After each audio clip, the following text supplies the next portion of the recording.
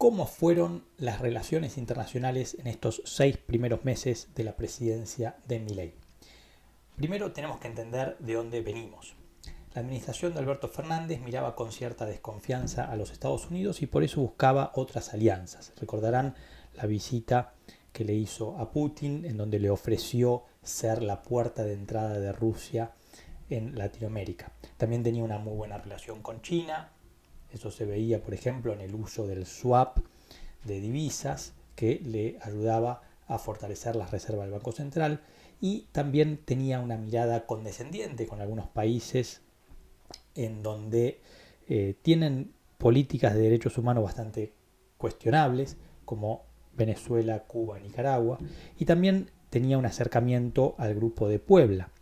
Recordarán la definición que dio del Grupo de Puebla el turco Aziz, con esa lengua filosa que tiene. Él decía que es una estudiantina inofensiva de exmandatarios que se creen más o menos revolucionarios. Bueno, toda esa política exterior en el gobierno de Milei terminó. Ahora hay un cambio de doctrina. Yo lo puedo resumir en 3 puntos que se retroalimentan. Alineamiento con los Estados Unidos, convertir a la Argentina en un faro moral y mostrar a la Argentina como un lugar pro negocios. Vamos uno por uno. Hace unas semanas tuvimos la visita de la general del Ejército de los Estados Unidos, Laura Richardson. En esa oportunidad Milei dio un discurso en donde dijo algo clave. Dijo: no hay mejor recurso para defender nuestra soberanía que reforzar nuestra alianza estratégica con los Estados Unidos y con todos los países del mundo que defienden la causa de la libertad. Después de eso, Estados Unidos autorizó la venta a la Argentina de 24 aviones de combate F-16. En realidad se los compramos a Dinamarca, pero tiene tecnología y armamento de Estados Unidos y por eso necesitábamos su autorización. También tenemos declaraciones de la ministra Patricia Bullrich, en donde dejó muy en claro que Argentina va a abandonar su histórica posición de neutralidad y ahora va a elegir un lado, ¿no? Y planteó las hipótesis de conflicto que tenemos en nuestra región, todas vinculadas al terrorismo. Ustedes saben que las relaciones internacionales son la alta política y las cuestiones militares son la alta política dentro de la alta política. Por eso este alineamiento con los Estados Unidos en materia militar me parece lo más relevante desde que Milei asumió la presidencia en materia de relaciones internacionales. A partir de esto también podemos entender el apoyo de Milei en el conflicto Israel-Palestina. Milei, el primer lugar que visita como presidente de manera oficial es Israel. Y ahí, bueno, además de brindar su completo apoyo en el conflicto con Hamas, dejó una definición polémica: mi plan es mudar la embajada a Jerusalén Occidental. Esto es polémico porque hoy la embajada de Argentina está en Tel Aviv, así como la de la gran mayoría de los países está en Tel Aviv. Jerusalén, según las Naciones Unidas, es un lugar con un estatus especial. Debería tener una parte occidental manejada por Israel y una parte oriental manejada por los árabes. Pero en el 67, a partir de la Guerra de los 6 días, Israel controla la totalidad de esa ciudad. La considera su capital. A pesar de eso, todos los países mantuvieron la neutralidad y la embajada la tienen en Tel Aviv. Ahora, en 2017, Donald Trump, que es un político que, como saben, Milei toma como referencia, anunció que iba a mudar la embajada de los Estados Unidos de Tel Aviv a Jerusalén. En ese momento fue un terremoto diplomático, lo hizo. No sería imposible para Argentina trasladar la embajada, pero estaría abandonando su histórica neutralidad y estaría apoyando a Israel plenamente en este punto. También a partir de acá podemos entender el apoyo de Milei en el conflicto de Ucrania. Mientras grabo este video, Milei justamente está en una gira por Europa, en donde una de sus actividades va a ser participar en una conferencia por la paz organizada por Ucrania. El otro punto es convertir a la Argentina en un faro moral. Milei, desde que asumió la presidencia, viajó varias veces al exterior y en muchas de esas oportunidades habló en eventos partidarios o multilaterales, en universidades, y en todos fue dejando algunos conceptos. En el Foro Económico de Davos dejó una frase que resonó mucho. Occidente está en peligro. Y está en peligro, según él, porque los líderes que tienen que defender los valores de Occidente fueron cooptados por una visión del mundo que conduce al socialismo y en consecuencia a la pobreza. Bueno, todo este tipo de cosas nosotros, mientras lo escuchábamos en campaña acá en Argentina, lo escuchábamos todo el tiempo repetir estos conceptos. Bueno, ahora los repite, pero en una escala global. Participó en la Conferencia de Política de Acción Conservadora en Estados Unidos, donde dejó una frase interesante.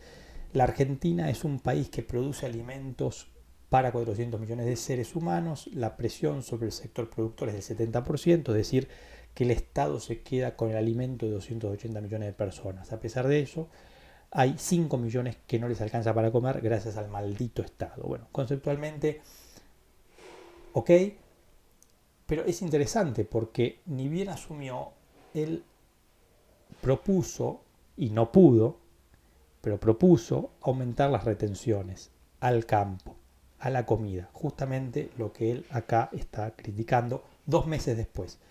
Así que, bueno, es interesante, me parece, porque de a poco se empiezan a ver estas contradicciones entre lo que teóricamente a mí me gustaría y lo que realmente puedo hacer estando en funciones.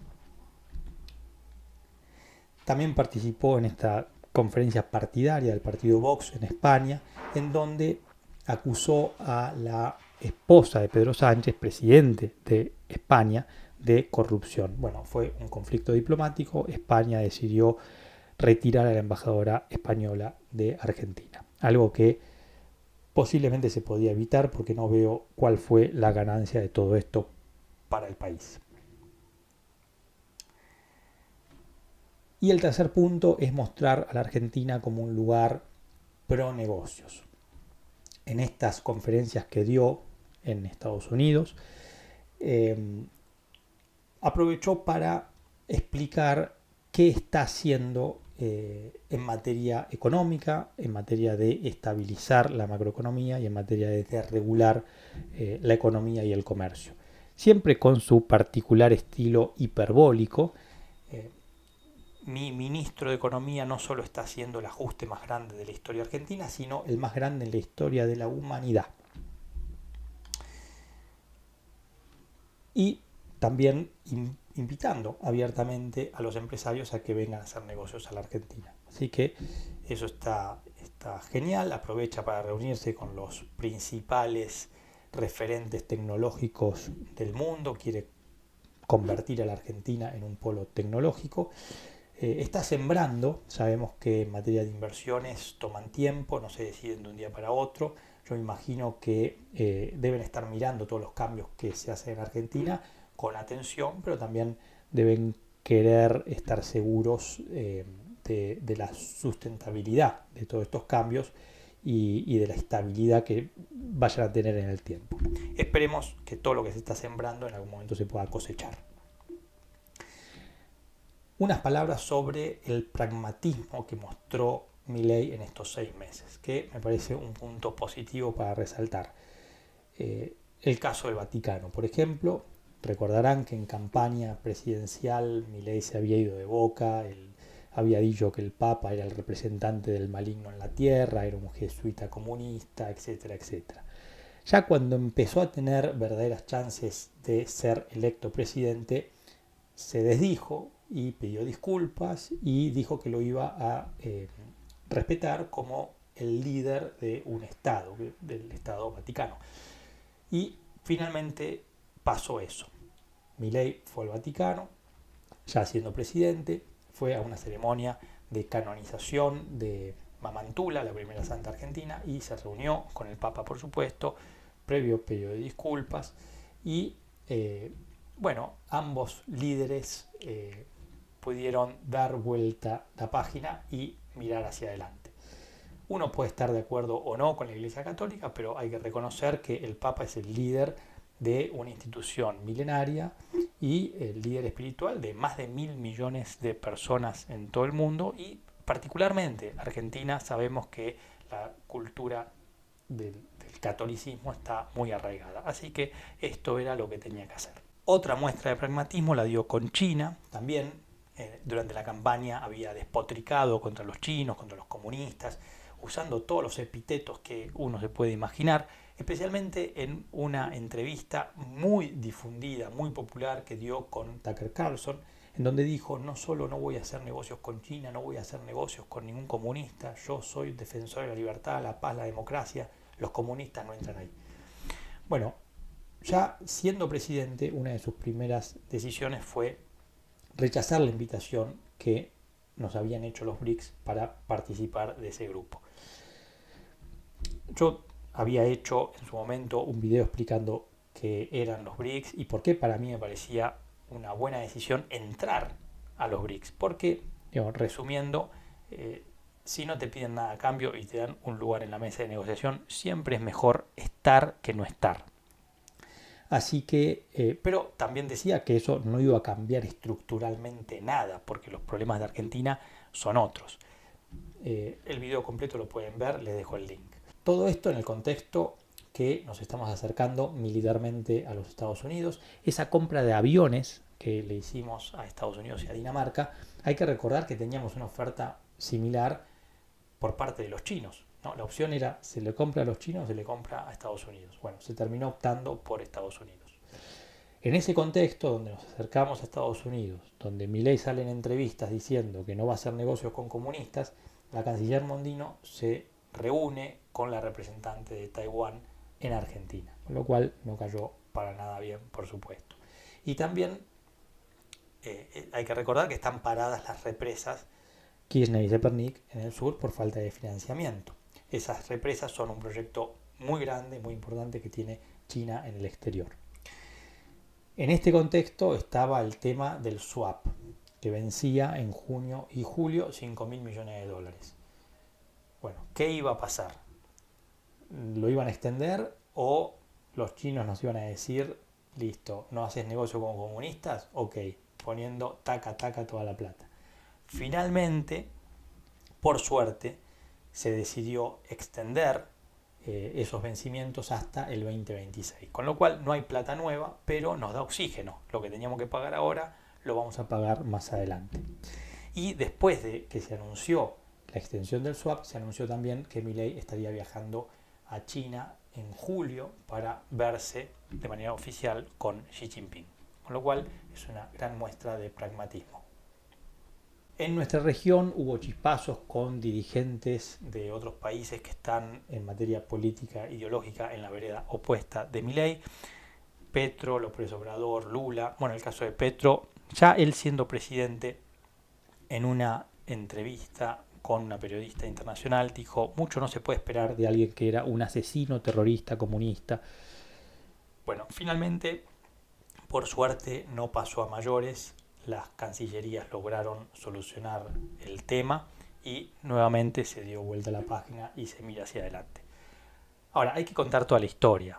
Todos estos dirigentes, Petro, López Obrador, Lula, incluso Pedro Sánchez en España, habían apoyado abiertamente al candidato opositor, a Sergio Massa. Bueno, la apuesta les salió mal, ¿no? Así que yo puedo entender el estado de ánimo de Milei, no lo justifico, ¿no? Porque ya siendo presidente uno tiene que pensar con la cabeza fría. Lo que está en juego son los intereses del país. Uno no hace relaciones personales, sino que ya uno hace relaciones de país a país. Así que celebro también que de a poco es como que se está enfriando y mostrándose mucho más pragmático. En el caso de Brasil, surgen noticias de que la canciller Mondino estaría trabajando en una hoja de ruta para reencauzar la relación entre Milei y Lula. Ahora, tampoco hay que rasgarse las vestiduras, porque hay que recordar que durante la administración de Alberto Fernández, él no tenía relación con Bolsonaro. Y la situación era a la inversa. Alberto Fernández, un dirigente de centro izquierda, Bolsonaro de derecha, nunca se vieron. Y el mundo siguió girando, los países siguieron haciendo comercio, hay equipos técnicos en Cancillería que siguen trabajando de manera muy profesional, las empresas siguen trabajando y comerciando, más allá de cómo se lleven los presidentes. Ahora, por supuesto, siempre es deseable que desde lo más alto haya buena sintonía, más que nada para evitar incertidumbre y para, bueno, si hay algún problema se pueda resolver rápido solo con un llamado telefónico. Un caso muy interesante es el de Giorgia Meloni, que encontró en Milei ciertas coincidencias y yo creo que le sirve para impulsar su agenda regional, para contrarrestar el avance del progresismo en Europa. Y mientras estoy grabando este video, Milei está justamente participando en el G7 por invitación de Meloni. Pero yo no le daría más entidad que eso, ¿no? Porque uno ya empieza a escuchar en las redes y todos los militantes de Milei que dice, bueno, se convirtió en un líder occidental de los valores de la libertad y miren cómo a 6 meses, solo pasaron 6 meses y ya está sentado con todos los líderes del G7. Bueno, yo no le daría tanta entidad, por lo menos por ahora, a lo mejor en el futuro sí, pero por ahora.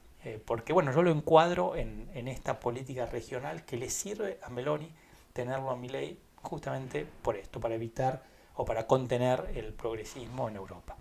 Esto está relacionado con la tensión que está generando en el mundo en estos 6 meses. Y como ejemplo está la tapa de Times, que generó mucha euforia en algunos simpatizantes de Milei.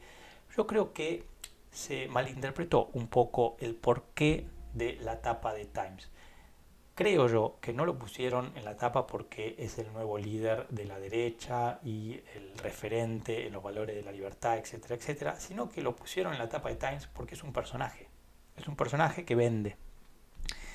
Por ejemplo, en una entrevista con una periodista internacional, él dice que ama ser el topo que se infiltra en el Estado y lo destruye desde adentro. Digo, no lo estoy diciendo yo, que no soy nadie, lo dice un presidente de un país. Entonces eso llama la atención y eso vende.